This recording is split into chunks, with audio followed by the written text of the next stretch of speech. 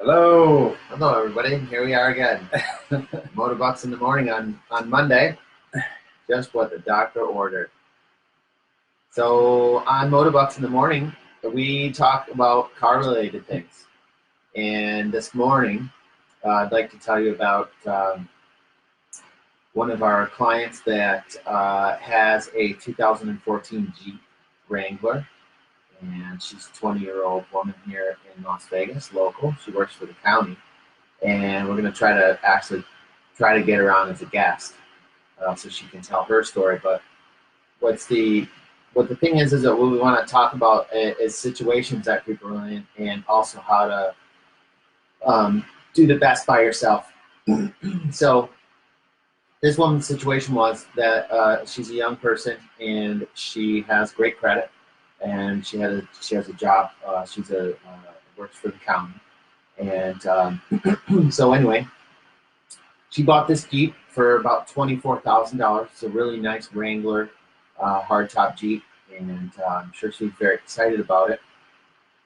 But in order to get insurance that was affordable, she put the insurance in her father's name. And so when they did that, they did not add her as a driver.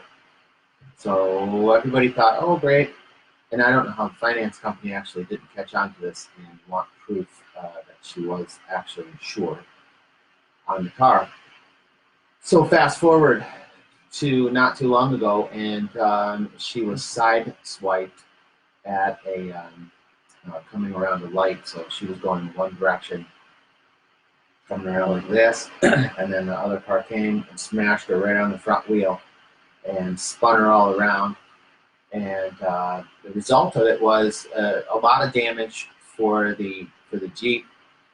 Also, she has back problems still to today. We just talked to her this weekend. And so she's suffering back problems that the insurance company is not going to cover now because it's the other insurance company, it's not her insurance company. And since she was not on the insurance policy for her dad's insurance, they're just simply not going to cover it at all whatsoever.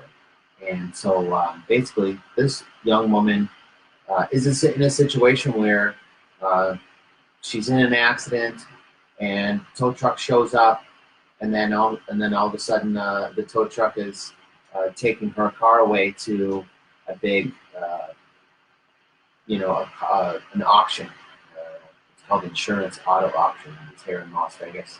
It's when you get into an accident, a lot of the insurance companies will just have the cars towed to this place, waiting for it to clear out, and then them auctioning the smashed car away.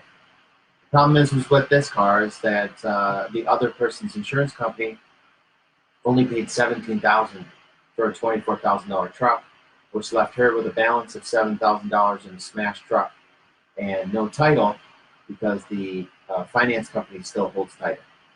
So it's basically was delivered to her in her driveway, and she has no idea what to do with it.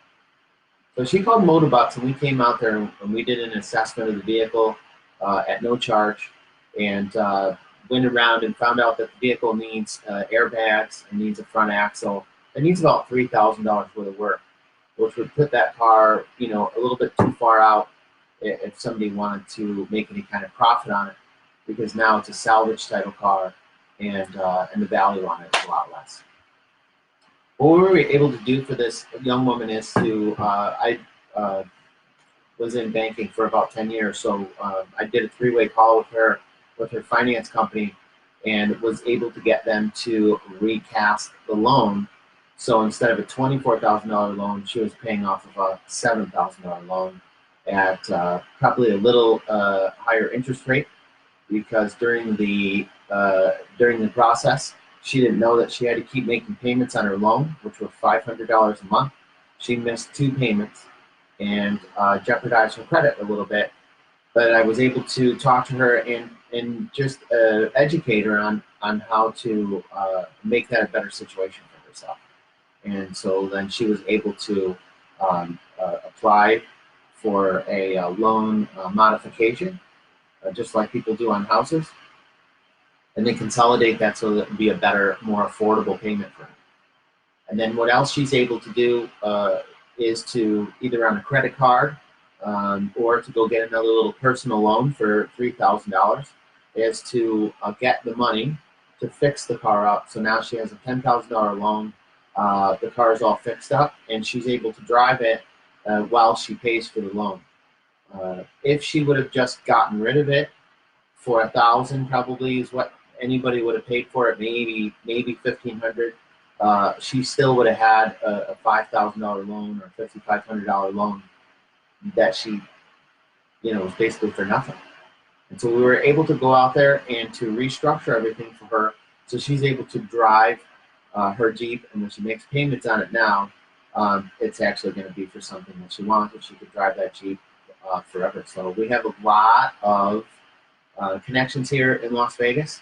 The dealership wanted $300 to make a key for her, and that was another situation she got into during this whole confusion. Somebody lost the key. I'm going to say it was the insurance company auction that lost the key, and then they just throw their hands up, okay, we don't know who lost the key, but it was definitely in their possession. They were responsible, but they are not going to make you a new key. So dealership said $300 for a key to her own car. She would have to bring it into the dealership, and then obviously the car's not drivable, so it would have to be towed in, and it would be a big mess.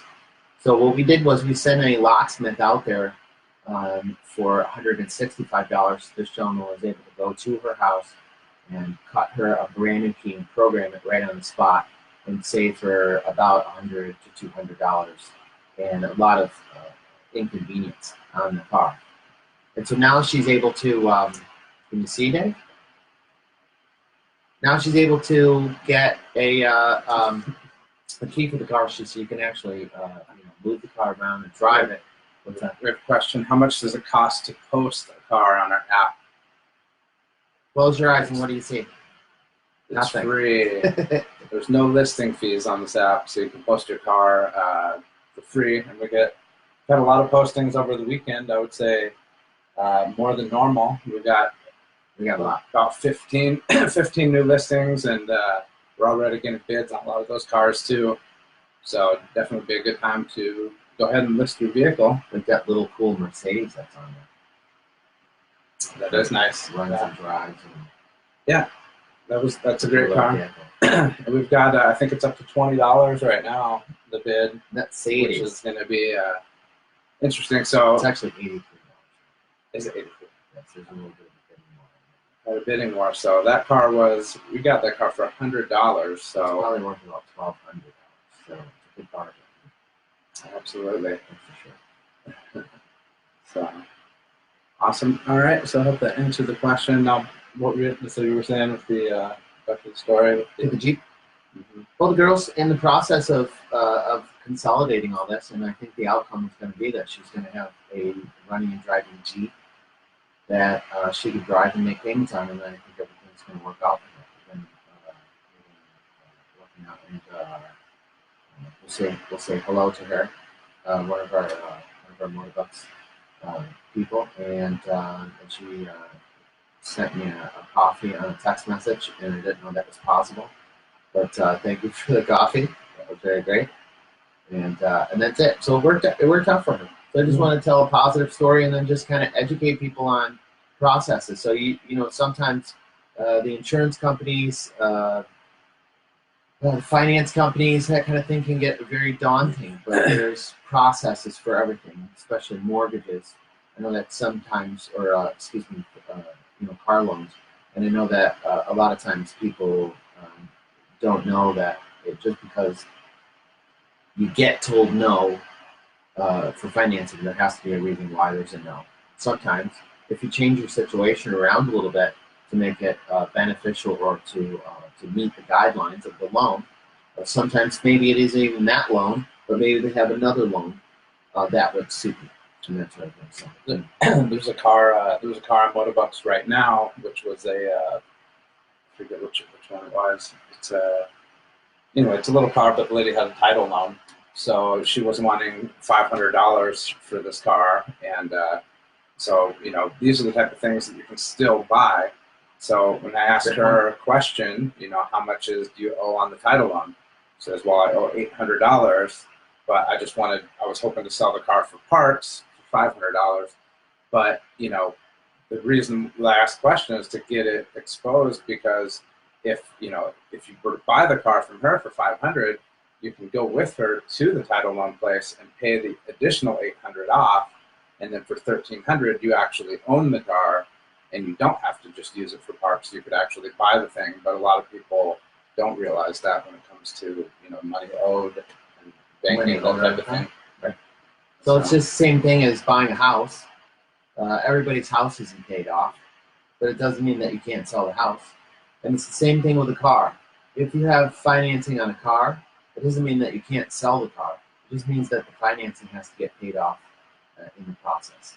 So if your car was worth $2,000 and you had a $1,000 loan on it, then you could sell the car for $2,000, and as long as the bank is paid during the process, then the title is sent to the new owner, and everything is great. So so this is a thing, especially with title loans, that I find that people feel trapped, and they don't think that they can just simply go. I know I've done it plenty of times where I just meet the person at the title loan company, and then that way I know the whole story. And I say, okay, well, I brought the cash, I paid the loan company for it directly, and then when the title comes, we're able to complete the transaction. So there's a couple of different ways that you can do that. But as long as you have assurance from the title company that you are going to get the title sent to you, you can complete the transaction with a bill of sale and even take the car from that day, which I've done more than one time. That's for sure. Yeah.